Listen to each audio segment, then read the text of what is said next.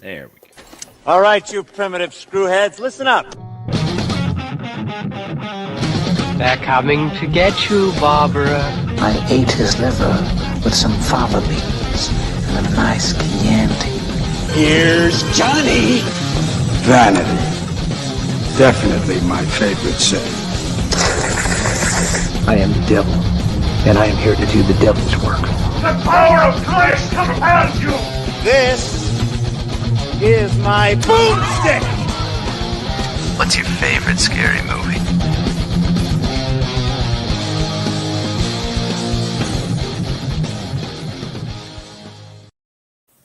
Good evening and welcome to Shiver, a horror movie podcast. We are your hosts. I'm Daniel DeBona. And I'm David. And with us today is a very special guest, Seth. Welcome, Seth. Hi, guys. Thanks for having me. I'm so glad that I was able to join you all. Absolutely. Seth is a friend of mine from here in Tuscaloosa. About a year ago, I did scary movie trivia at the Houndstooth, and Seth absolutely dominated. So I've been chomping at the bit to have him come join us. So well, it's the best trivia in town. It's really good stuff. Tuscaloosa is not that far, relatively speaking, from Miami. I was seeing Daniel's posts, like, you know, his hints for all the stuff that was going on and trivia. I'm like, man, I should really just drive up for, you know, spend a week and do this, especially horror trivia. So that's fantastic. I'm glad that you guys made this connection there. So Seth, one of the things that we ask all our guests on here is where your love affair with horror started. Well, you know, I mean, I'm a 35-year-old white guy, so, you know, early 90s, my parents were letting the television doing the parenting, you know? Yes. Weekly trips. Great time to be alive. Right. You know, weekly trips to the movie gallery or Blockbuster or whichever, you know, VHS sort of spitting place we went. And yeah, they didn't care what I picked, you know. The more gruesome the cover, the better, you know. They whatever I picked off the shelf, they let me watch. It's no biggie. Yeah. It always comes down to that VHS box art, man. Absolutely. I think that had it not been for good box art, we would not have seen some of the worst movies ever made. Yeah. Turns out the box art is like the cheapest part of a production. So you can really make it look great. Nightmare on Elm Street's in particular grabbed my attention. Best box arts. Yes. Yeah, absolutely. I remember being so scared by the Nightmare on Elm Street 3 box art. Is it part 3 where you see Freddy's gloved hand coming out over the street, not over the bed, It's right? like But flying through the sky. Flying through the sky, and then his eyeball is like really pronounced. Yeah, It was It's very odd. I think it's part 3. I think it's Dream Warriors. Yeah. I think it's Dream Warriors and not Dream Child, but I could be wrong there because it's been a while since I've looked at those old box arts. So is there one in particular where you were like, man, yeah, that's the one. This is the one that turned me. Well, I don't know, man. I couldn't tell you the first horror movie I watched. I remember Hellraiser was one that my mom was one of the few ones my mom didn't want to get a hold of, probably because of all the lurid sexiness of Uncle Frank and that woman. But when I was probably got to like 10 before I was able to talk her into getting that one. So yeah. That was probably a big benchmark, and one of my favorites. I mean, you know, I like them all. And I'm due for a solid like Hellraiser marathon binge, like rewatch all the Hellraisers. It's been a while for me. Oh, they drop off quick, buddy. Yes, they do. I was gonna say I did a binge of Hellraiser not that long ago. I want to say it was about a year or two ago, and Hellraiser 1 is just chef's kiss. Yes. Hellraiser 2 almost just as good. Hellraiser 3 is weird. It's weird for Hellraiser because it's almost like a formulaic 90s slasher. It's Hellraiser 3 is one of those obvious rescripts. This was a script that was being shopped around that nobody could sell, and then they thought, time for another Hellraiser movie. Don't want to make a new script. Clive Barker, I guess, or whoever was done writing those. So they just had this story about a nightclub owner who runs afoul of some demonic presence. They're like, okay, we'll slap Pinhead on the box and we're good to go. My buddy Andrew, thanks for joining us here. Andrew says, Nightmare on Elm Street 1 haunted me for months after I watched it at 7 years old. Well, it's probably because you watched it at 7 years old. 7 will do that. But also, I think when I saw it at about 12 or 13, it haunted me too. So that's about par for the course there. I know I had Heather Langenkamp kicking around my dreams for a few years later. Yes. I think I stopped after part 4. I did like part 4 because you got a lot of that background on the box and on Pinhead himself, but it drops off so quickly. Yeah. I couldn't bring myself to watch any of those. Continental shelf at a certain point. Yeah. So, but we're here today. We got another one from Andrew. He says Specs rented it to me and my brother. At 7 years it old. was it's 7. Would have been the 80s for you. Yeah, that's the 80s there for you, Andrew. But we brought on Seth today because we are talking The Evil Dead. This movie is due to turn 40 years old on, I believe it's October 15th of this year is the 40th anniversary of this movie. So this is one that Dave has been wanting to do for a while. He has been ready to do The Evil Dead, and this just seemed like the perfect time to do it. So we're going to start off with just an overview of the movie. This movie has reached a level of cult status that's not seen outside of a lot of movies. This has got a following like very few other low budget films from 40 years ago, or I mean to this day, really. And so as you kind of give us your overview, and I want to throw it to Dave first, since this is your pick, how do you feel the movie holds up too?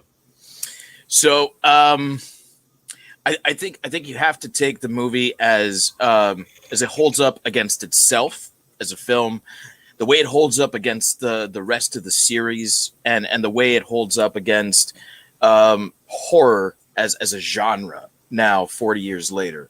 Against itself, I mean, it's aged spectacularly, I think. The effects still make you wince. You see I always go to the same special effects shot. The pencil and the ankle. It just makes me go every time I see it. And so I think that against itself, it's aged quite well. Against the series, I think the series is one of those where it went defining itself as it went along. You can definitely see Raimi finding his voice in Evil Dead 2, where he was I think maybe unsure exactly where he wanted to take Evil Dead with this first movie. He took what he learned from making it and made a better movie. It kind of reminds me of like Mad Max and the Road Warrior. In every way, the Road Warrior improves upon the first one. It doesn't necessarily make it a better film. It's just the more perfect version of something that was maybe already perfect, right? And then against horror as a genre, I think there's a lot of really amazing, like genre bending things that go back to this movie. Maybe you can draw that line a little further back to Texas Chainsaw Massacre, but so much innovation, I think, here, so much progressive filmmaking that goes on here. And really incredible budget management that goes on in this movie. So I think it holds up quite well. If I were to introduce someone to the franchise, I don't think this would be the one that I would choose. I think I would still go with Evil Dead 2, just because you get such a nice, clean little wrap up, a nice little summary of this movie in Evil Dead 2. And of course, it's much more polished. There's a bigger budget. But that said, I would have no qualms showing a real, true horror fan this movie 40 years later and saying, "Hey, let me learn you some knowledge here. This is where so much of it starts." I personally love this movie. I've seen this movie well over 10 times. I was telling Daniel before we started recording that I usually like to watch movies just before we do this, like a day before, maybe the day of. And I didn't get a chance to do that with this. I saw maybe 20 minutes of it last night, and I was just so absolutely tired from this week that I passed out right around the time that that Cheryl turns. And I can still recall every frame of this movie. In fact, I ended up watching Army of Darkness with my son today. And he loved it. He's giving me a thumbs up right now.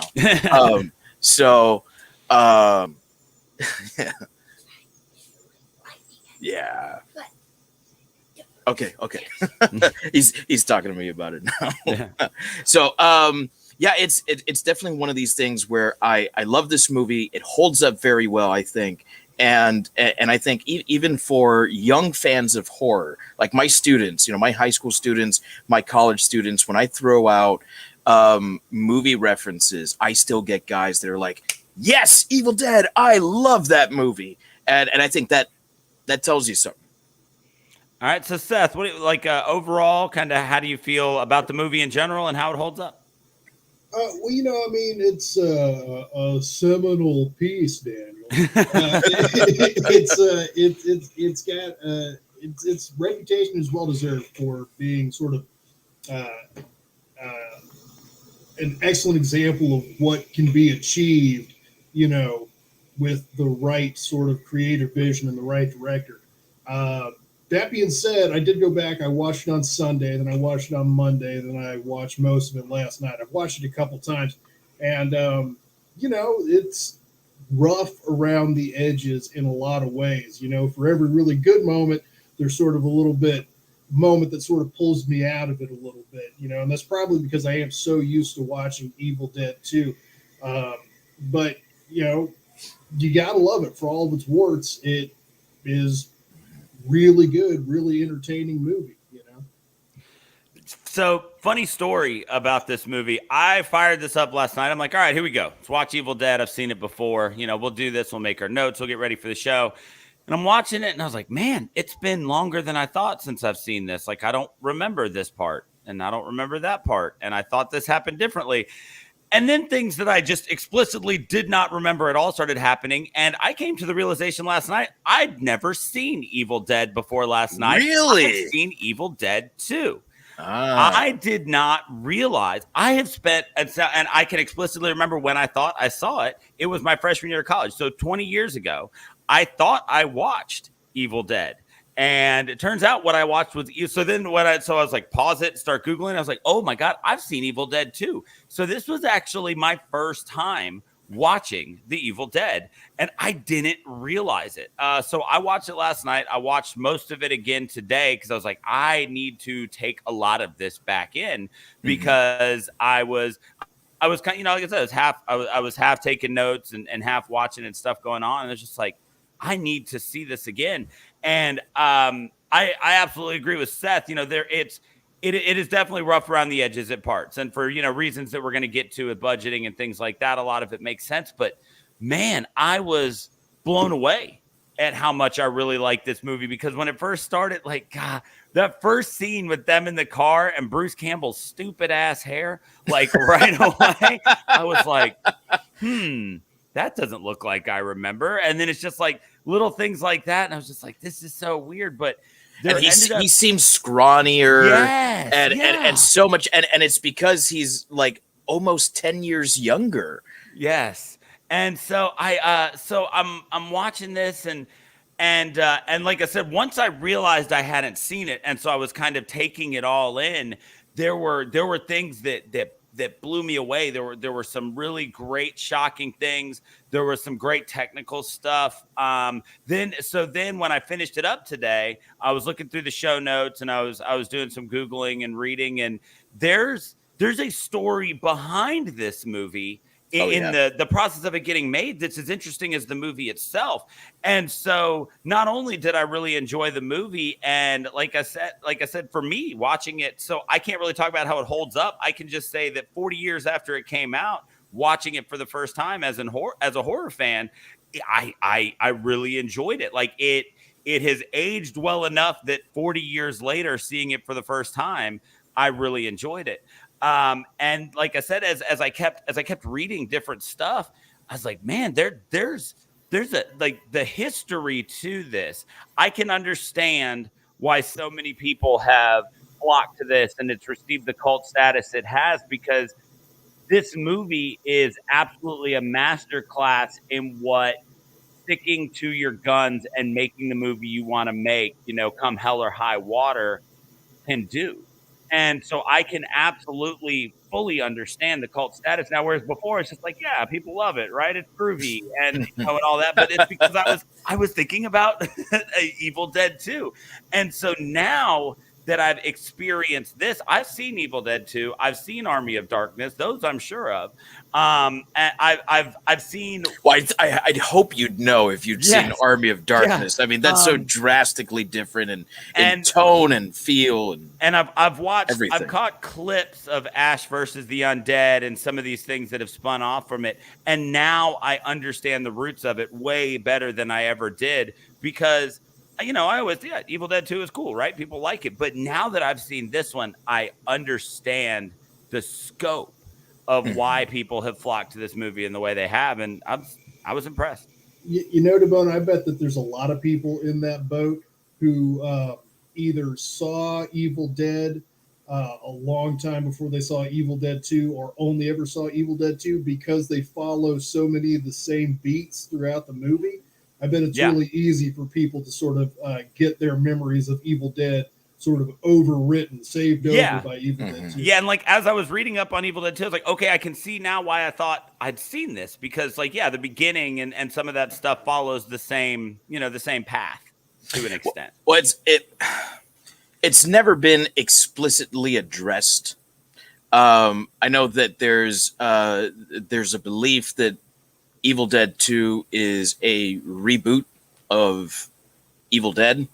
And I subscribe to the theory that the first 11 minutes of Evil Dead 2 is a recap of Evil Dead 1.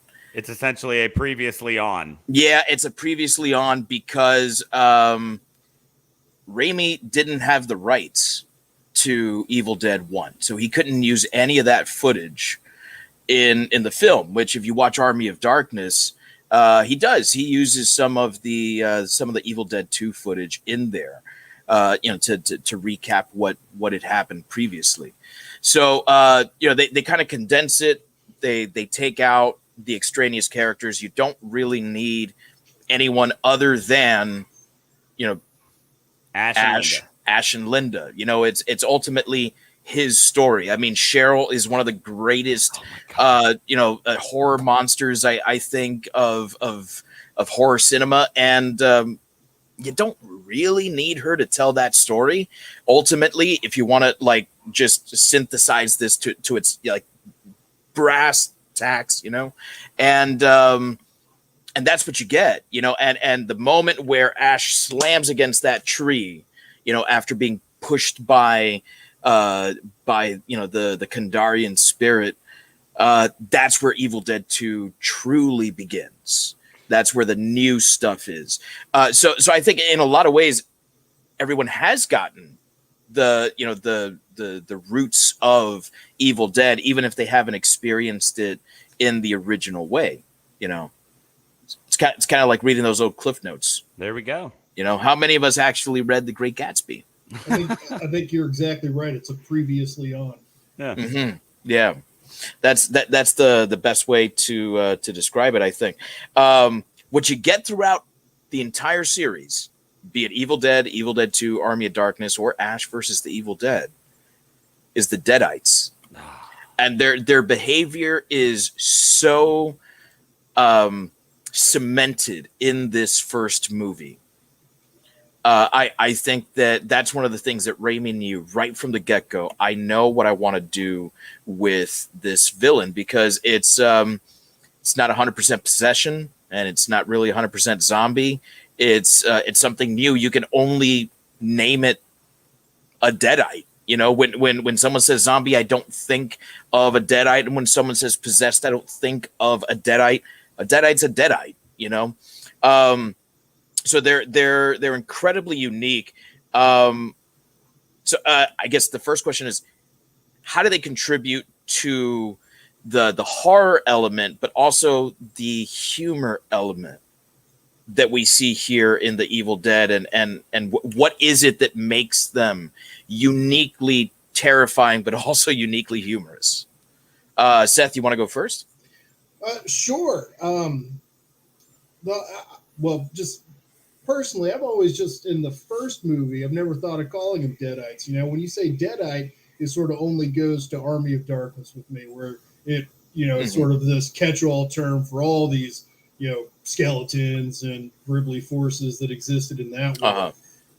But I always just thought of them as the possessed, but I mean, you're kind of right. They are sort of their own thing. And I think sort of the key element of what makes them so effective, like the kernel of why they're so scary, is because they're us. There's three of us in this video screen right now. Any one of us could get our eyes glassed over and become, possessed by a Kandarian demon, and, not only is it us, it could be me, but also it's your girlfriend, it's your sister, it's somebody that you don't want to harm, but at the same time, they've got super strength and they're killing everybody in the room, so it's something that you've got to deal with, I think we could all take a lesson from Scotty, who was the most effective ass kicker in the first 30 minutes of this movie. Absolutely, he was. Yeah. While Ash was screaming into the corner, waiting to go on the hero's journey, Scotty's giving Cheryl the big boot down the staircase, which is like my favorite kick in cinema. But that's it. Like, you don't want to be one. You don't want your friends or your loved ones to be one. And you damn sure don't want to be in the room with one. There's no way to handle it. Yeah, right. I think when you look at the Deadite, what's interesting about it is the fact that, like you said, it's not all zombie, it's not all demon. Like there are certain things that you put into those loops in a Venn diagram, right? And you once you got a zombie, you got some that are fast, some that are slow, but for the most part, zombie's a zombie, right? A demon, they're usually just they're gonna cuss, they're gonna do the demon type stuff. What's fascinating about the Deadite is that each one had a unique personality. That's what gets me when it comes to this movie. Like, you look at Scotty, Cheryl, Linda, and it was something like Cheryl. Was it Sherry? Shelly. Yeah. Like you look at the four of them, and when they show up, once they're possessed or whatever it is that happens to them, they all have this extremely unique personality. And they don't even look the same. I love that Linda's was so understated. It really just looked like a 5-year-old had given their mom a makeover, right? And it was just the makeup, but then that laugh and just the childlike, the sitting crisscross applesauce and laughing and taunting. And then you've got Cheryl down in the basement, just being the comedian of the group, just absolutely just dragging Ash every chance she's given the opportunity to. All the while, which it makes sense for his sister to be the one to do this. Exactly. So there are, and it also makes sense for Linda to just look like she just has on a lot of makeup, right? Because that's his girlfriend. So each one was presenting itself in a way that was like a funhouse mirror version of how Ash would see them. I agree with that 100% because Linda was stupid and annoying when she was Linda, and she was stupid and annoying when she was a kiddo. And so, yeah, we know why Ash was with Linda. Yeah, exactly. And so you get these weird, and like I said, this isn't even. I saw it in '81, and I've never seen enemies, zombies like this. This is 2021. I'm like, these are so freaking weird and just insane. And so they're brutal in what they do. So the horrifying element of them is they're just going to rip you to pieces with their bare hands. That's what they want to do. But then the comedic aspect of it is the fact that they all take pleasure in torturing Ash, not just physically. Like, they can see that this is a man coming apart at the seams, and the Kandarian demon that has spawned all of this is getting as many jollies out of watching every shred of Ash's sanity slowly slip away as they are at the concept of, physically tearing him apart. They become a creature that looks to break you down in every sense of the word, at least to Ash. The others, they would turn kind of quickly. Granted, Shelley possibly got the worst of it. In the woods, that was brutal, and I don't even have a vagina, but if I did, I would assume catching a root to it would be bad. Yeah, Cheryl. Oh, Cheryl. Yeah, excuse me, Cheryl. Yeah, I was like, I don't know about that. Cheryl, forest rape. That's so. Well, just for our casual listener, right? It's the trip is 5 people. It's Scotty and Scotty's girlfriend Cheryl and Ash Williams and Ash's sister. No, wait. Yeah, Ash's sister is Cheryl. Scotty's girlfriend is Shelley. And Linda is Ash's girlfriend. Yes. And so they all, but like once they've all turned and Ash is the only one left, or even when Scotty's, maybe dead, maybe not, we're not sure for a little while, there's a great amount of pleasure in ripping Ash apart mentally and watching him break down. And that is the comedy that went into that is what made them horrifying. It was such an amazing blend of those things that I think that this is a very, very unique horror movie villain, enemy, whatever you want to call it. I think that part of to go back to what Seth is saying, part of what makes them so scary is that they are us at some of the most inconvenient moments, like right as the kill is about to happen. That's when the transformation is going to take place. And boom, they're back, and you see Linda's eyes. Ash, what are you doing? And it's like, your head's removed, Linda. Yeah, exactly. I'm all right now. It's so good. It's so good. No, I'm all better too. Open the basement. It's and through that like sense of humor, like you can tell why it is that this group wants to hang out when they're driving over there. They seem to be having a good time when they get there. Cheryl seems a little high strung, granted, and maybe that's why she's tagging along. Maybe that's why she's the fifth wheel. Ash wants her to get out of her funk, whatever it is that she's in, and be there and have a good time. And but I definitely think that's what makes them so funny, is that they're tapping into this relationship that they've had for so long.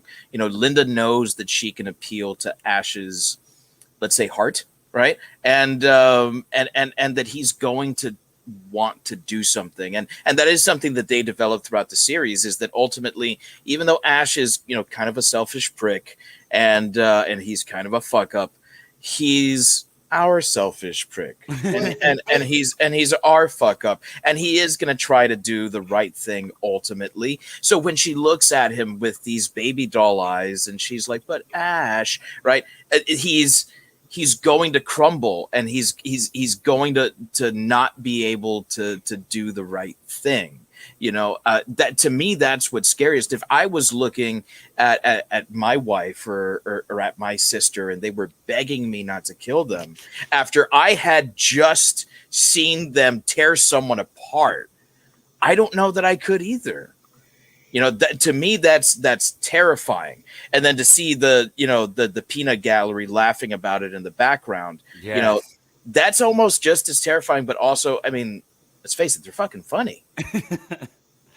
Well, you mentioned it looked like they were having a good, looked like they were having a good time. One of the things I learned while reading up on this movie was that they weren't high a decent amount of the time. Like there was real weed smoked while making this movie, and they were filmed while actually high. Bruce Campbell has said that over the course of this, that there was a good amount of weed smoked while they were making this movie, and partly just to keep them warm. Yeah.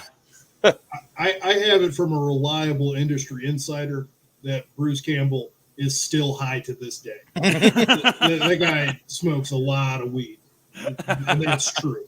Yeah, I think there's a lot to be said about the Deadites and the way that, like I said, it was just looking at the three of us, how they strike each one of us differently.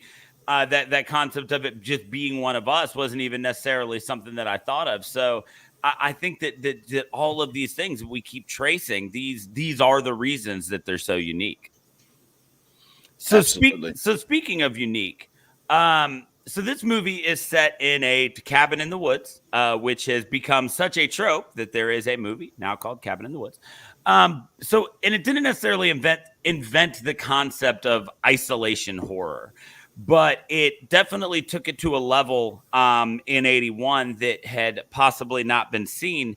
And with the budget of this movie being what it was, Sam Raimi very much took what he had in this setting and used every inch of it. So when we're looking at the cabin and the rooms and the basement and the surrounding woods and the things like that, what is it about the setting? How do you feel about Raimi's use of what he had to make this movie stand out and be so scary, Dave?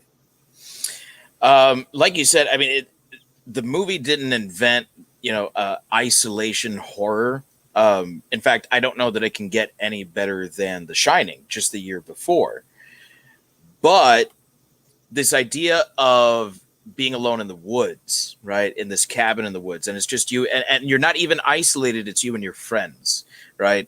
That I think may start here. I don't know that I can think of an earlier cabin in the woods film. I think it's partly a like a budgetary thing. It's like, okay, well, what we managed to raise $350,000, which is like fucking pennies for a movie, right? Even back in 1980. So we've got $350,000. How can we make this horror movie for as little money as possible? And it's to actually go to a cabin and film there. And you mentioned earlier that some of the stories about making this movie are as interesting as the movie themselves. So they had one guy who knew like woodworking, so he was immediately set designer. So they got to this cabin and they were like, all right, dude, get the fuck to work. It kind of the same way that like Bruce Campbell was hired. He was the only guy who was going to be able to stay around for the entire production shoot. So I was like, hey, you're Ash, and there it is.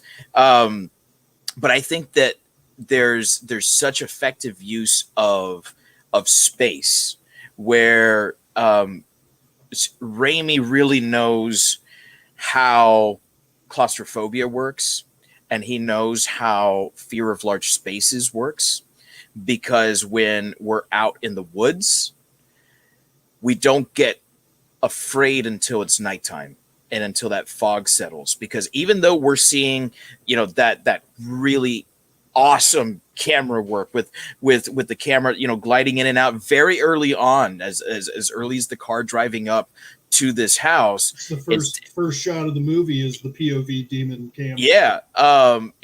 It's not scary, I don't think.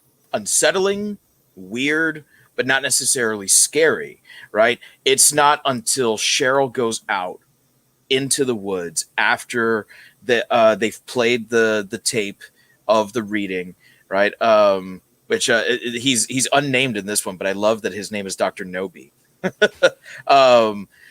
They played that tape and she goes out there. It's absolutely terrifying. Yes, how fucking scary is that? And anyone who has ever been camping knows that fear of leaving your tent. And what fucking protection does your tent offer? None, right? Whatever wants to get you will get you if you're in your tent. But the moment you unzip your tent, the moment you step outside, you suddenly feel vulnerable. And Raimi understands how to photograph this and make you sense this. And then on the flip side, when we're in the cabin, he knows exactly how to show us the cabin so that our claustrophobia is starting to take over. These off-kilter shots, he uses some Dutch angles every now and then, where we're getting this like feeling of unease because nothing is straight, nothing's square. We're not looking at right angles anymore. Everything is just off, right? And we see that a lot when we're inside of the cabin, particularly after the shit hits the fan. And so I think when you want to talk about like effective use of space and effective use of the set, like even something as simple as the swing when they first arrive to the house, just slowly, like there's no wind, and yet here's this swing coming in and out and banging against the wall. And then it stops the moment they get there. It's like, yes, come in. There's nothing to fear here. No, fuck you, man. I'm getting out of here. I think it's so effective. And then that masterful shot, and it's so simple, but I think it really is masterful. As soon as Ash gets into the basement, that one like 360 panning shot where it's like, okay, this is what Ash sees. This is the same thing I would do if I went down there. I would look in one direction and I would scan all the way over and be like, okay, what's down here? Where's Scott? Why has he not come back up yet? And it's just such an effective use of the camera. His camera work in this is so fantastic. It's so great. And he really knows what to do with what setting. Seth? I mean, you're hit it on the head, man, because, what's outside the cabin? Why, the unknown, like people are scared of the unknown. If you're in the woods alone at night, it's impossible not to feel some tinge of fear unless you're a regular, Davy Crockett or whatever, like, because you can't see what's out there. You hear all kinds of shit everywhere around you, rustling and breaking, even if it's not really there. You're going to imagine it's there, so the woods are scary in the dark because of the unknown. It's like, what's underneath the surface of the water, what's out there in the darkness. It's unknown. And it's scary, in the cabin because we sure as hell know what's in there, and that's scary too, It's just it's an effective place to put 5 people together and sort of nowhere to run to, nowhere to hide. I think that when you look at the setting of this, there were some really you were talking about the claustrophobic element of it. There are some really great shots that remind you of just how small this space where all of this is happening is. There's scenes where it's like it's POV from a demon and it's looking out one window, and then it just makes a real short shift and you realize you're looking into a completely different room, which makes sense. Everybody's been to a house before where you can look in one window and another right next to each other and you're in 2 different bedrooms. But the way that it's done, it very perfectly reminds you that this is a tiny space, and everything that's about to go down in here, there is nowhere to run except for into the unknown, which they're constantly reminding us it's not going to let us leave. We're going to get you. We're going to get you. So there's always that feeling, whether it be in the small cabin or the great outdoors, that this is a complete cover 2. That this is the ultimate in zone coverage. You're not getting anywhere. We've got all angles of this locked down. And then I think when you're in the house, they do a great job of sometimes disguising how small it is with some of the shots. Like, you've seen the outside, it's not that big, but every once in a while there's a shot that goes through multiple doorways or stuff like that. And you're like, okay, well, there's some space to move around here. But it's always done in a way that, like you said, makes you uncomfortable. And you get into the basement and you get that great 360 shot. You've got just the water, just for some reason, just dripping down. I'm just pouring down out of the pipes. And so but then also you get into the basement. And it's like, all right, it is small down here, but there's a door over there. So even, there's unknown in the unknown, right? You get into the basement, which is already scary. And now there's a closed off space, which honestly is something that in all scary movies, it always terrifies me when there's a closed door in a basement. Because basements are freaky anyway. I grew up with that. When I grew up, my grandparents had a basement. They lived in New England. I grew up close to the beach. So there were no basements because the water table was there. And so basements have always kind of freaked me out anyway. And the concept of going into a basement, which seems like a place you would hide stuff already, and then there being a door, like now we're going to hide stuff in the hidden space. Like your Hills Have Eyes poster. Yeah, exactly. You want to hide that down there. Yes. And it's like, this is where I keep my shotgun and my ancient Kandarian dagger. This is all of my weapons. Looks like your ex-girlfriend. And so they do a great job with props too when you're talking setting. The clock that stops.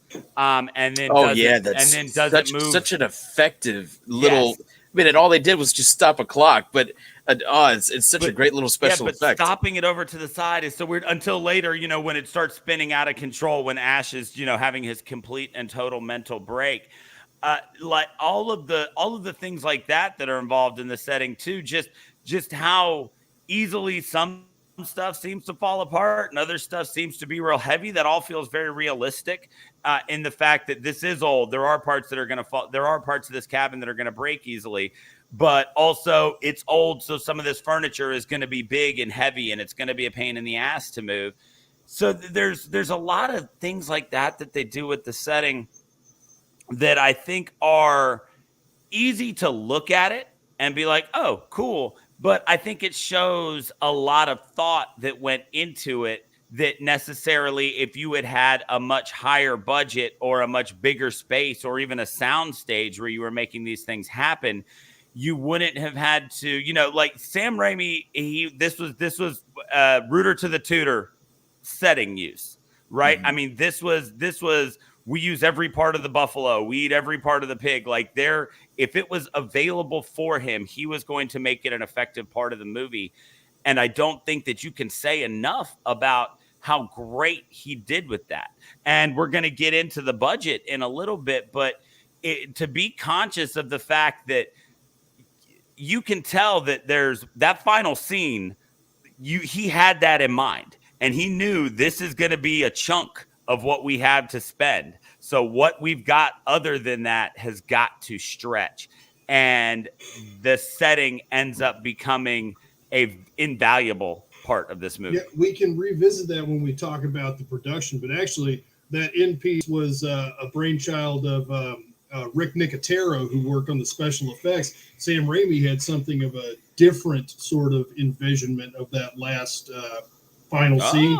Instead of the big claymation thing, he wanted to do like a almost like a melting or deflating type thing for the Deadites on their way out. Well, there we go. This is why you should always default to your special effects artists. Oh yeah, definitely. Yeah, and Nicotero is one of those guys that even as a young buck, doing stuff like this and Day of the Dead. I mean, he was, already so ahead of his time.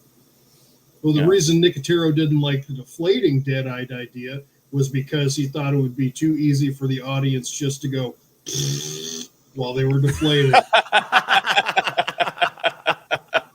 and he just thought and he was, I mean, who knows how that shot could have looked, but what he delivered was, on the whole, pretty good. Yeah, and it really set a tone for the rest of the series, I think, which obviously, we can't really,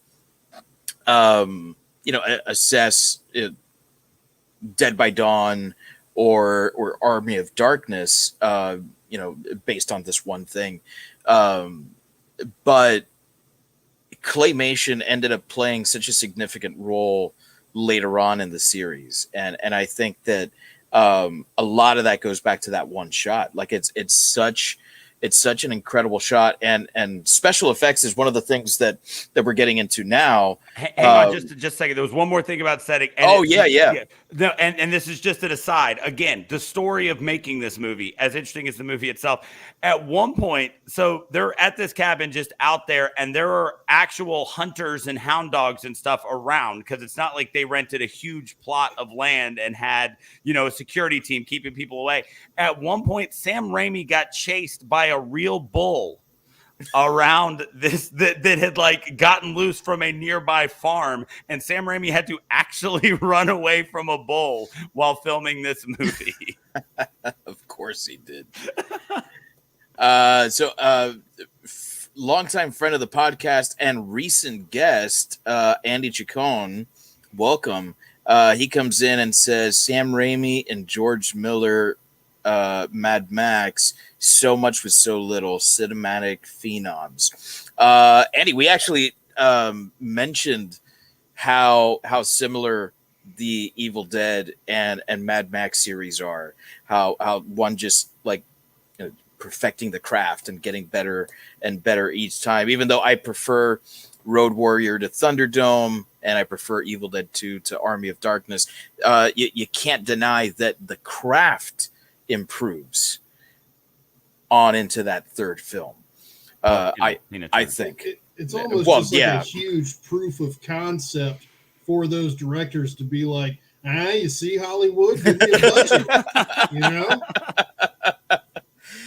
Oh man, yeah. So we were starting to get into special effects, talking about Greg Nicotero and that final special effects shot with the claymation Deadites. So want to remind everyone, $350,000, right? I mean, that's not much money. So special effects artist by the name of Tom Sullivan. This is the guy who worked on the proof of concept short film that this movie was basically an expansion of.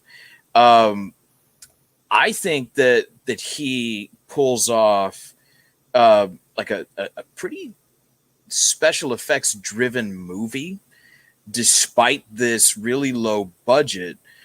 We talked a little bit about the movie as a whole, but how does the makeup, the gore, these special effects, how does it hold up now, 40 years later? Daniel, you want to go first on this?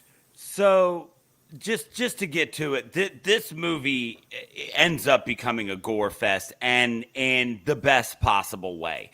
It becomes a gore fest without that element of, we've talked before how in the early 2000s the shift in horror was to torture porn in gore fest, and it is a gore fest without that. We get on a shoestring budget, which, like we keep saying, it's $350,000 by comparison. And granted, the year difference, inflation, it's not quite as extreme, but it's still pretty extreme. Cabin in the Woods had a budget of $30 million. Okay, so by comparison, we're working with 10% of the Cabin in the Woods budget, give or take. But so you end up getting some. The special effects and the gore in this movie range from, we briefly mentioned it at the beginning, of the pencil in the ankle being this uber hyper realistic injury, and the way that it just digs in there and you can just feel it. You go from something like that to something like at the very end, the scene that we keep talking about where they kind of melt away and their faces start to peel back, and that's that's absurd and unique, and they did so many different types of things. You can't put your finger on just one type of special effect, which I think is, is a credit to Tom Sullivan in what he did in, keeping you guessing as to what it was going to look like the next time a Deadite was created. The next time somebody was going to, when he tries to bury Linda. And two things about when he's trying to bury Linda. One, the rehashing of the closed eyes when you're not looking, like when you're closed eyes when you're looking, eyes open when you're not gagged. That shit had me in tears. Like I was laughing so hard at that moment because when it happened when they were alive, it was so corny. But then when it happens when it's such a great callback. It was so good. And like in that moment, I was like, I totally forgive how cheesy and corny that scene was because it gave me this, and this was genius. But then she leaps at him and he grabs the shovel, hacks off her head. The head hits. She's still laughing. And then this bloody stump like coughs all over his face and he just like starts crying. That shit. Like that was the moment where I was like, all right, so they went ahead and leaned in on like, we're supposed to laugh at this, right? I think that's the funniest moment. Yes. Like that was the moment when I felt like they looked and they were like, look, what we've got going here is really good, but we're having a lot of laughs while we're doing this. Like, what if we make the audience feel okay with laughing with us? That was what I got from that scene. Mm-hmm. And then as you get back and you keep looking at the gore and you've got when he puts his thumbs in Scotty's eyes and there are moments that are so intensely brutal. And then and the special effects are just crazy. And then there are the chopping off the head with the shovel where it's humorous. And so it all plays in so well into this amazing like soup that is this movie. And like so many little things, like when the projector just comes on and he's like frozen in the light of the projector, but just like the blood drops on the lens of the projector, just causing the image that he's standing in to slowly turn red. Little things like that with the special effects where it's like you do that with a couple dollars. Now you've put aside more money for the next, Deadite's hand that you're going to, cut off, or it's going to bite off himself, or all of these things that are just suck you in so hard. Like you're always guessing what's going to happen next. One of the things I found out is that whenever they're firing that shotgun, with the exception obviously of when it actually hits somebody, but like it sounds so realistic because they were firing live ammunition out there in the woods. It's cheaper. Yes, it's cheaper to fire live ammunition. So they were firing live ammunition and then doing the cuts. So where you got the scene where something got blown off because they couldn't actually fire like a blank at these people because they didn't have them. Mm-hmm. So this is one of those movies where what they did with the budget is not only impressive, but it made the movie what it is for the better because they had to be good at what they did because every single dollar you spent mattered. This film took months to make because they would stop production because they would just be like, all right, we don't have any more money right now. We need to go work. And they were like bussing tables and stuff in nearby towns to just keep this production alive. And for all of these reasons that all circulate around the budget, we end up getting this movie. Which, by the way, I just plugged these numbers into an inflation calculator, and in 1980 purchasing dollars, this comes out to $1,100,000, $160,000, which is still nothing. You can't make a movie for that these days. So I mean, you could barely make a movie for that back in 1980, right? Even something like Raiders of the Lost Ark. I only know because this is my favorite movie. When Steven Spielberg pitched it to Paramount for $20 million, they said, well, you can't make this movie for that amount of money. Like that was, and there's not that many special effects shots in Raiders of the Lost Ark.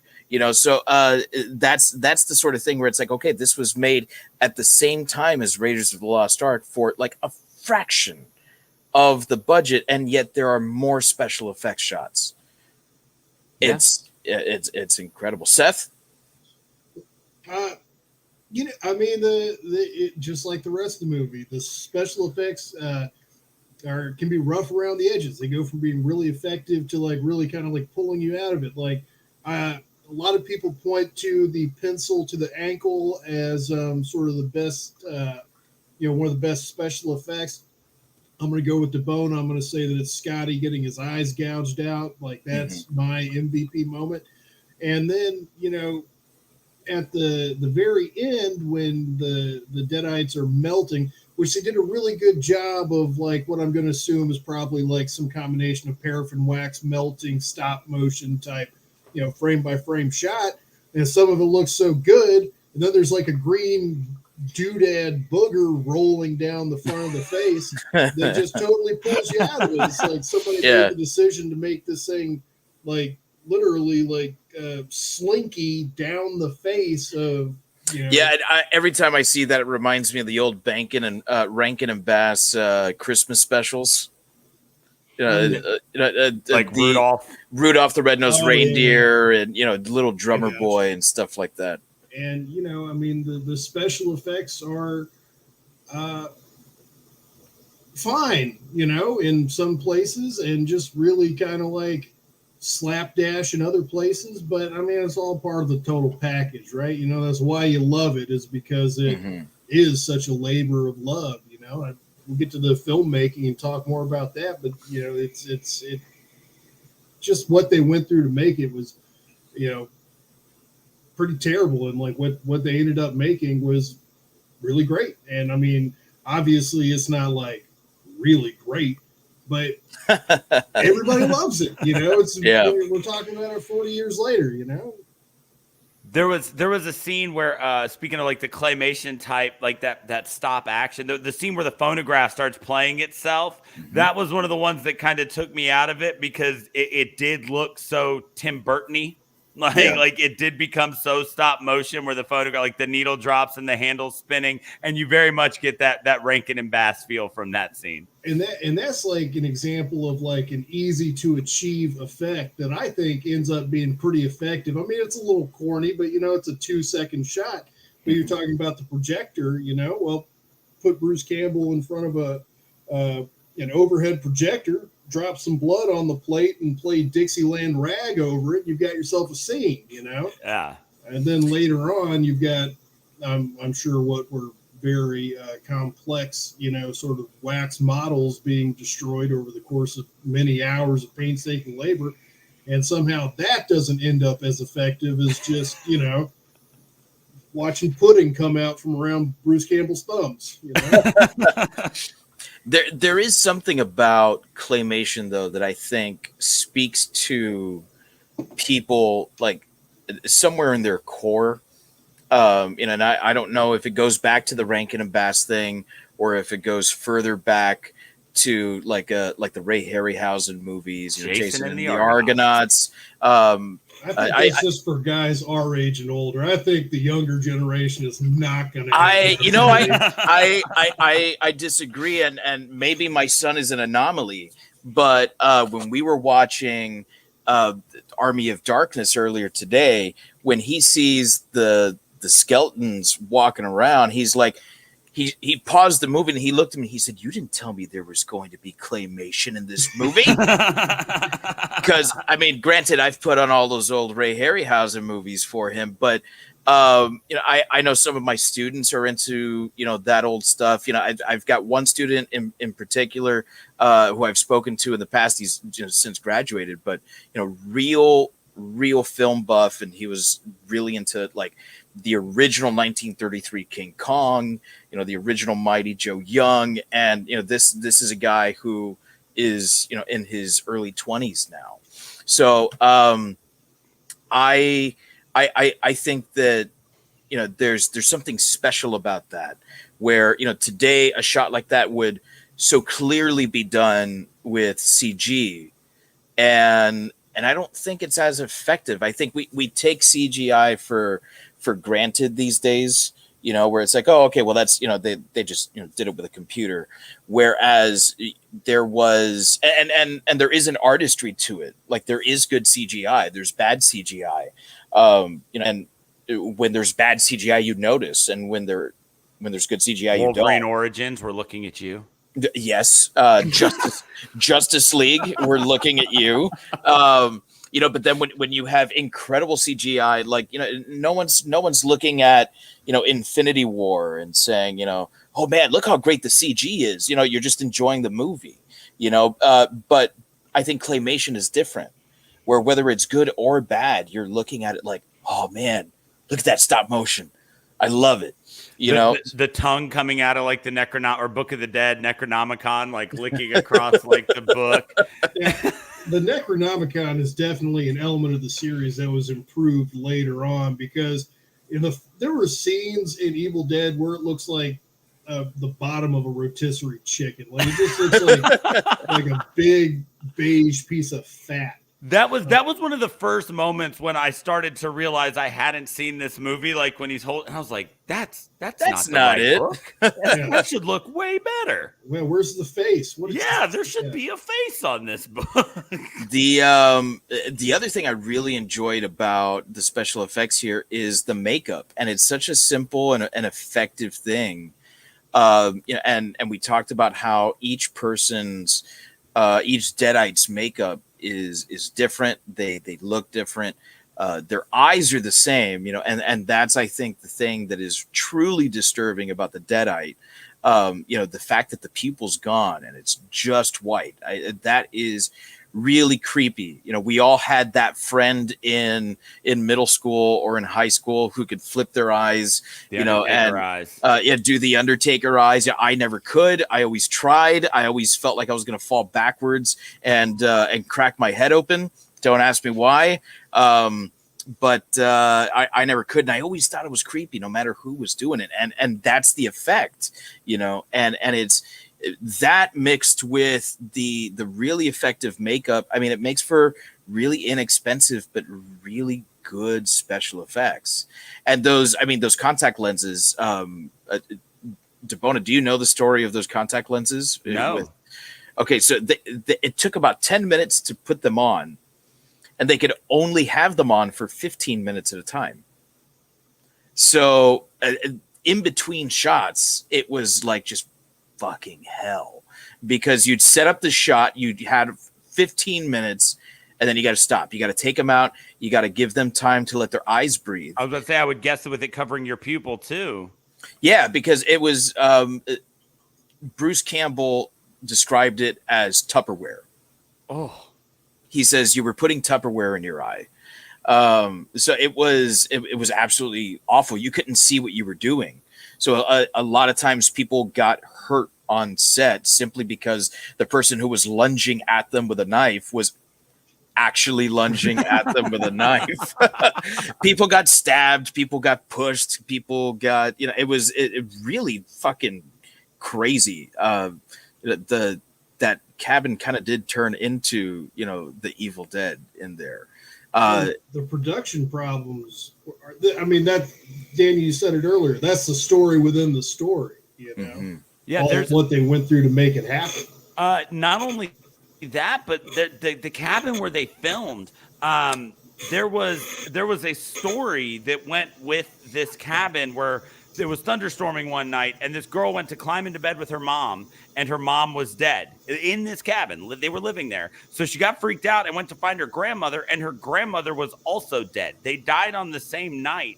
And so this girl was, rightfully traumatized, and ends up, just kind of becoming a ward of the state, and would still, during thunderstorms, would wander out in this area where she still lived, and would kind of instinctually go back towards this cabin. And one day when they were filming, they had to stop production because somebody came up to them because they were looking for who was now an old woman, but the girl from that story, it had thunderstormed the night before and she was missing. So they went to that cabin to see if she had wandered back there.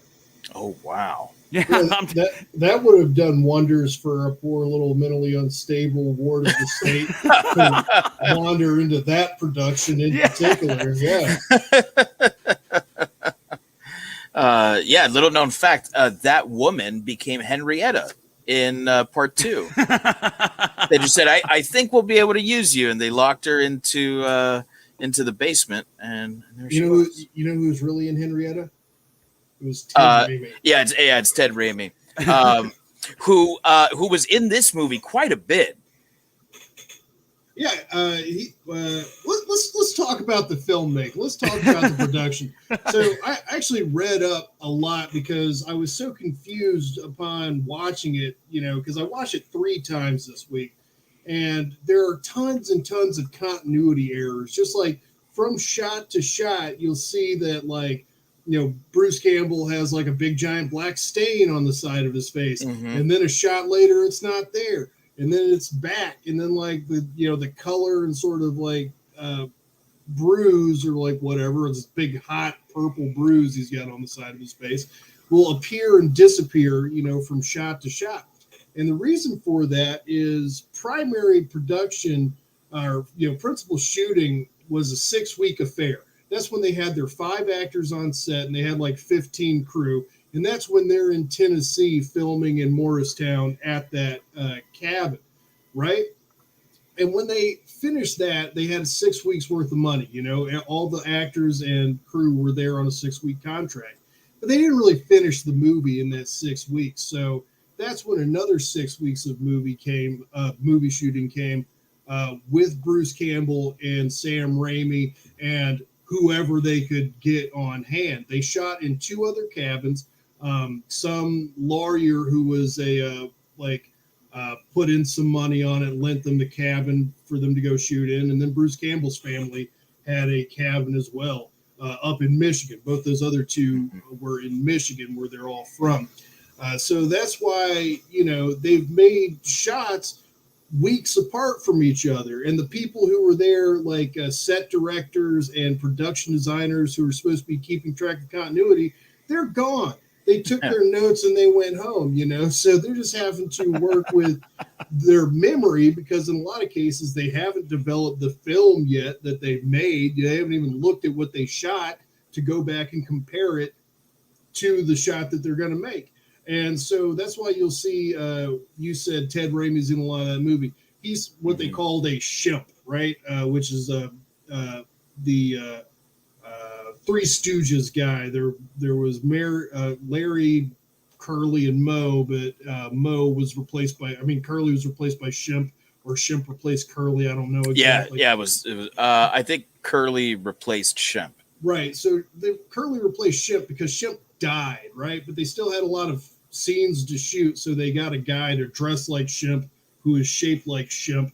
And so that's what they call their stand-ins, And huge portions of the movies feature these stand-ins. If it's somebody, when Cheryl's banging on the door to get inside, that's not Cheryl. Ellen Sandwise went home weeks ago. She's not involved in the production anymore. Just so much of that, or when Shelley dies, she's on a carpet. I'm like, there was no carpet in this movie. There's no carpet in this cabin. We apparently got to roll out some carpet because Bruce Campbell's dad doesn't want to get blood all over the floorboards of his cabin, and it's at one time it kind of pulls me out, and at the other time it makes me appreciate how dedicated Sam Raimi was to getting this thing, because during the whole unraveling thing, that's all Sam and Bruce and Ted and maybe 1 or 2 other guys, by themselves trying to create enough pickup footage to finish this movie with. And a lot of your really best shots, because it kind of made me think, you can really see the difference between the primary shooting schedule footage and the stuff they shot afterwards. Because the stuff they shot afterwards is a lot better, I think. The lighting is better, the sort of the cinematography, some of the shots they set up all look a lot better because they had more time. They weren't worried about the constraints of working within the 6 weeks that they had allotted. And you really can tell the difference. Like there's a great pickup shot, like a tracking shot. You're following Bruce through the basement, and it's a Hitchcock cut. You know, it's behind a pillar. You're watching him move through the pillars, and then it moves past the pillar, and then boom, the camera motion never stops, or so you would think, because the cut is timed into the next room. There's a great shot of above the rafters. You're looking down on Ash. It's following Bruce Campbell as he walks. That shot took all day. It's a 4-second shot. It's 4 seconds of footage that they spent all day figuring out how to do because they had the time. And so when Sam had more, you know, it's not like almost the budget wasn't even the limiting factor. It was the time. And when Sam and Bruce had more time together, they made much more effective footage. Well, part of that was the fact that they had like real actors and actresses. I can't remember her name now, but the woman who played Linda, like Betty was, that's it. Baker was a member of the Screen Actors Guild, and this was, and she was very afraid that this was going to get her kicked out of the Screen Actors Guild because they weren't making this under the auspices of the guild. So Teresa Tilley, who was credited as Sarah York, who played Shelley, she got a 6-month suspension for being in this movie. Oh, maybe that's the one then. All right, so that sounds right. Yes, I didn't know you could get suspended from the Screen Actors Guild. Yeah, well, because she thought nobody would see it. You know, she gave her a false name and said nobody's going to watch this fucking movie, and did it against the Screen Actor Guild's blessing. Yeah, and so I mean, there's so much of this, you know, is like you said, it's just that labor of love afterwards that comes in. Daniel, is there anything particular about the filmmaking, that like the technical aspect of this movie that stands out? There was some really great camera work that I liked a lot, in the fact that, and it may be partially because of everything that Seth just talked about, but as the movie got more frantic towards the end, I felt like the camera work and the shots got more frantic, and that played very well in. My favorite moment, and it's such a silly little thing, but I loved it so much, when it gets down to it and it's just Ash. And I believe it was right after everything went down with Linda, and he goes back into the house, and he sees that the basement door has been ripped off, and he goes down to get more shotgun shells. He comes up and he just goes, the front door, and he like runs, and he's like trying to get the front door locked, and then you just see it. It gets in real tight on his face. He goes, the back door, and there's this really frantic, like herky jerky shot of him running through the cabin to go lock the back door. There was something about that shot that just stood out to me, because the way that it happened, I was now frantic for him in having to try to secure this house. And it was because of that, you know, like right up in his face. I was right there with him when he had the realization. And then he shoots down the hallway, and it felt like I was running down the hallway, and it wasn't just this smooth gliding shot, because I was running. I was terrified for my life with him. So there were some things like that. At the very end, as the sun comes up, the camera's not steady, like at all. It's just shaking, like real gently, and it gives this effect of panting with him as the sun comes up and you realize that you've survived. And so there were some things. There were some things like that came down to camera work that, for if they were done on purpose, if they was just kind of the way that it happened, whatever the reasoning may be, those made the movie for me. I loved those little things. I loved that when he goes down in the basement, and now it's the blood dripping and everything like that. Those little choices, like they set that up. We knew that stuff would be dripping off those pipes because of the earlier shot, and now it's the blood dripping off of them. The directorial decisions, like we talked about with the eyes open, eyes shut game, stuff like that made it funny. some things like that were, you know, that one's more writing than you know, just like the technical camera work.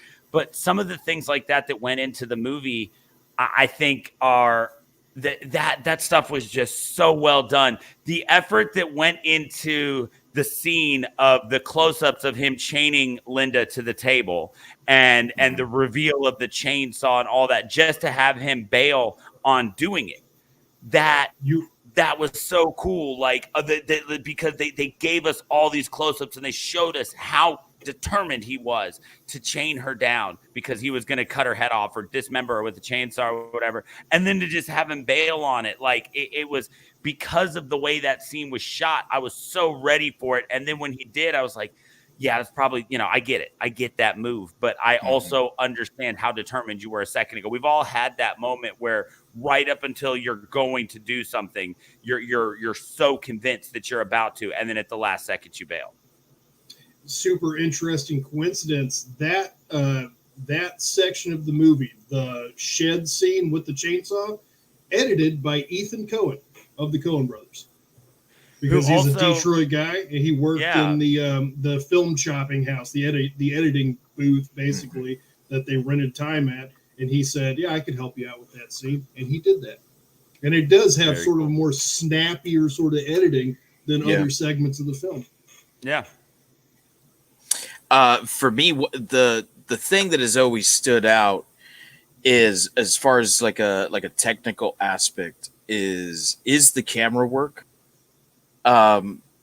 Starting with that initial shot that starts over the lake, or the pond or whatever it is, and then, you know, moves over, you know, some foliage, you know, some down trees, and then starts tracking the car. It's such a simple thing. Like, we look back on it now and it's like, okay, well, you can do that with Steadicam, but it's not Steadicam. It's I mean, when you start reading up on it, it's a camera mounted to a stick and two guys pulling the stick. You know, it's really simple stuff like that. That's how they got that that sort of, you know, Kandarian spirit, you know, the Evil Dead, whatever that Evil Dead thing is, coming through and tracking these people. You know, it's an unsettling shot. It's an effective shot. And it, to me, it shows like incredible knowledge of your craft. We've seen that shot ripped off in so many movies since then. Like, Bram Stoker's Dracula has a demon cam in it. You know, so many movies have taken that. And I think the best version of it is the last one. The one where we see it start out in the woods and you think that the day is over, right? Or the night's over and everything's okay now.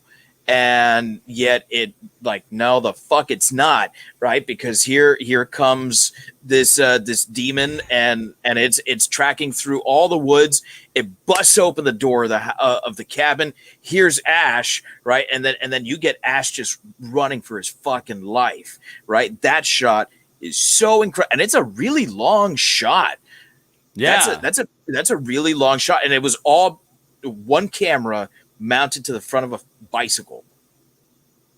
That's how they did that shot. Yeah, and it's really, really simple stuff like this, where it's almost like Daniel, you talked about how, like, trying to use everything that you can in your space because it's what you have, right? That limiting effect is what kind of like pushes you to innovate, right? A necessity is the mother of invention, sort of thing, where, like, okay, we don't have the money to get Steadicam. We don't have the money to do most of what it is that we want to do. So how are we going to do these things? Mount a fucking camera to the front of a bike, you know, that sort of thing. That's always been my favorite filmmaking aspect of this movie. And I think that though I don't think Raimi has ever said so, I think a lot of this, there's an influence of Tobe Hooper in there. A lot of the camera work is I think, similar, although not identical, but similar, definitely inspired by Toby Hooper. There's some like tracking shots and some camera work in there where Hooper's following, some of his actors in Texas Chainsaw Massacre. That, it's like, oh wow, I kind of see where this is coming from. And then Raimi just said, hey, camera, here's some crack cocaine. Let's do what Hooper did and have a good time, right? So I think that for $350,000, what was accomplished is nothing short of a triumph. I mean, it's absolutely incredible. Yeah. Which leaves us at what we would rate The Evil Dead. So let's go, Seth. You first. Out of a possible 5 fleshbound books of the dead, how many fleshbound books of the dead do you give this? It's 3 on the screen, but it's 5 in my heart. All right. I think that's fair. Just give it a 4. We'll give it a 4. And okay. Before I'm out of screen time here, I want to go over my favorite line from the whole movie, which is Scotty when they hear a bump from the basement, and Cheryl suggests it's an animal. An animal. That is the stupidest thing I've ever heard in my life. Jesus Christ. 20 seconds later, it's probably an animal.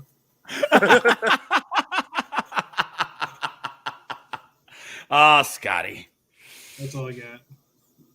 That's really what Evil Dead 2 and Army of Darkness were missing. More Scotty. I'm into the alternate Scotty timeline. I'm sorry. So when I start to think about rating this movie, I'm hitting that same thing like Seth's talking about. Like it's hard for me to give it, like a 5, right? Because there are some moments like when it starts, some of the dialogue is so weird and like the interactions aren't there, and some of the scoring, I feel like the scoring gets better as the movie goes on, which it may have been intentional. So I'm gonna land right there too. I'm gonna land at 4. It was so much fun to watch. I loved it. I really, really did. But there are a couple of things that occasionally kind of took me out of the movie. That didn't leave me in the same headspace where I was just on the edge of my seat the whole time. So I'm going to go 4 just because it could use some polish. And while I do understand that being unpolished is part of the beauty of the film, there are definitely some things that could have used a touch. So before I give my rating, I'll also give my favorite line of the movie, and it's one that every time I hear it, I laugh more and more. It's getting to the point where I have to pause the movie to make sure I enjoy all of it. And it's just after Scott suggests that they bury Shelley, and Ash says, "We can't bury Shelley. Shelley's a friend of ours." It's so fucking good. It's so way out of left field. It's like she just fucking tried to eat you, and you're thinking you can't bury Shelley.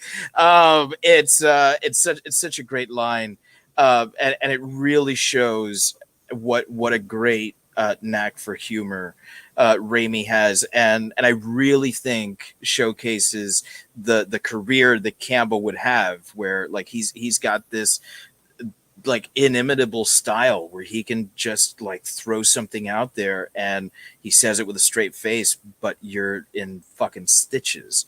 So with that out of the way, man, it's 5 for me. It's 5 stars, and I don't give a fuck. Is this on paper a 5-star movie? No, it isn't. I think that, like you guys said, there's it is rough around the edges, but it's rough around the edges, I think, in the same way that Appetite for Destruction is rough around the edges. Use Your Illusion is obviously a much more polished album, and yet when I reach for a Guns N' Roses album, I'm not going for Use Your Illusion. I'm going for Appetite for Destruction. And I think that this movie is kind of like that, where it's definitely rough around the edges. It's got faults, and all those things I think help make it the movie that it is. And without it, we don't get the brilliance of Evil Dead 2. We don't get the brilliance of Army of Darkness. I personally loved every single season of Ash versus the Evil Dead. I've collected, I think, every Evil Dead action figure that NECA has put out. Like this is one of those franchises that really helped shape my love of horror. And it does go back to this because this is the first one that I saw. If it had turned me off in any way, I don't think I would have kept going. So for me, it's got to be 5. Even from a technical aspect, I think that there's stuff in here that I give a standing ovation to. The camera work, the dedication that these actors had, the special effects. It's even where there are flaws, there's beauty in it. It's like a diamond, right? The diamond that has no flaws is not a real diamond. The wabi sabi of Evil Dead. There you go, wabi sabi. I love it. So if we're taking averages here, I guess we'd go like 4.3 stars. So let's just call it 4.5 stars. Sure. Yeah. 4.5 stars total. So there you go. Happy anniversary. Happy birthday, Evil Dead. And thank you, Sam Raimi, for and Bruce Campbell and company for delivering a movie that we've loved for 40 years. I don't think any of us here have loved it for 40 years. I don't think any of us here are that old. Yeah. But a movie that we've loved for all our lives, a franchise that we've loved for all our lives, and so with that, we bid you adieu. But before we do, we'd like to ask you to please listen to all our other Geek Bro Network podcasts. DeBona, you want to rattle these guys off? You're always better at it than I am. So you can head to geekbro.net where you can find all of our podcasts. We've got Geek More, which we do. We're setting up. We're getting into the fall, and everybody's schedules are kind of hectic. But we have Mount Geek More. We've got Kick Flicks, where a group of guys, and Missy review action or martial arts films. Excuse me, not just action films, martial arts films. We've got A Dose of Ellie, Comedy Fitness. What else? I mean, there's goodness. I now all of a sudden I'm blanking. You said I was going to be good at it. Now I've blanked on a bunch of them. Did you say What's Up, Bro? And What's Up, Bro? There we go. That's the one that I was blanking on the most. Of course, What's Up, Bro? The one where it kind of all started. Seasons. They're doing Superstore now. And so you can, like I said, you can head to geekbro.net. You can check out not only those, but ones that we've done in the past. Seth, we want to thank you for coming on. Anything you need to tell the people to get out and listen to? Anything you got going on? No, I appreciate it, man. It was a great time. It was groovy. There we go. Yeah. They're not on our network, but on this week's Geek More, we had on a guy who has a podcast called The Floor is Dungeon, where they do gaming, and Alex Stein was his name, and he is the dungeon master over on The Floor is Dungeon, and was great on Geek More the other night. So I want to give him a shout out too. Excellent. Well, on behalf of everyone here on Shiver, hail to the king, baby, and fright you very much.